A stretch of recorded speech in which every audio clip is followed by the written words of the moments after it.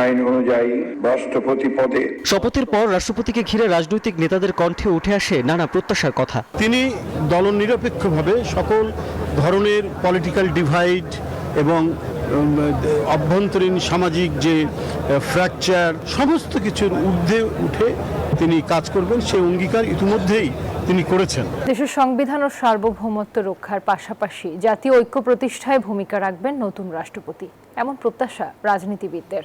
বঙ্গভবনে নতুন রাষ্ট্রপ্রধানের শপথ অনুষ্ঠানে যোগ দিয়ে এমন আশাবাদ জানান তারা। সরকারি ও বিরোধী দলের নেতা এবং মন্ত্রিসভার সদস্যদের কণ্ঠে ছিল প্রাণ ঢালা অভিনন্দন বার্তা। বঙ্গভবনে দরবার হলে নতুন রাষ্ট্রপতি ও 6 মন্ত্রী প্রতিমন্ত্রীর শপথ অনুষ্ঠান স্থল Bashundhara public school and college. 2026 শিক্ষাবর্ষে ভর্তি চলছে। পূর্ণ কানায় কানায়। আইন অনুযায়ী রাষ্ট্রপতি পদে শপথের পর রাষ্ট্রপতিকে ঘিরে রাজনৈতিক নেতাদের কণ্ঠে উঠে আসে নানা প্রত্যাশার কথা। তিনি দলনিরপেক্ষভাবে সকল ধরনের পলিটিক্যাল ডিভাইড এবং অভ্যন্তরীণ সামাজিক যে ফ্র্যাকচার সমস্ত কিছুর ঊর্ধ্বে উঠে তিনি কাজ করবেন, সেই অঙ্গীকার ইতিমধ্যেই তিনি করেছেন। প্রেসিডেন্ট সাহেব যিনি হয়েছেন সকলের স্নেহধন্য সৎ যোগ্য মানুষ, ত্যাগী মানুষ, এটা তার বলার অপেক্ষা রাখে না।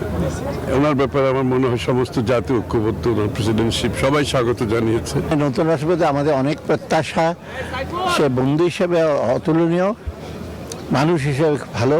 আমরা আশা করছি তার নেতৃত্বে আগামী দিনে বাংলাদেশ স্বাধীনতা সার্বভৌমত্ব রক্ষা করার ক্ষেত্রে তিনি সব ধরনের ভূমিকা রাখবেন।